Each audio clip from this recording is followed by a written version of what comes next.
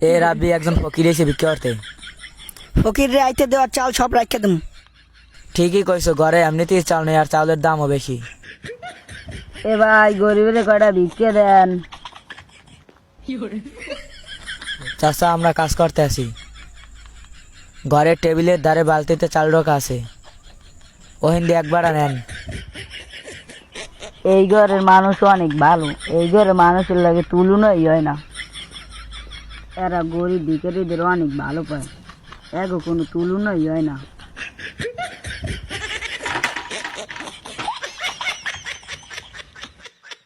এ ফকির তোরে চাল নিতে কইছি একবারা, তুই চাষ মাই সব চালি বেগে পারছো, তুই নিবি একবারা।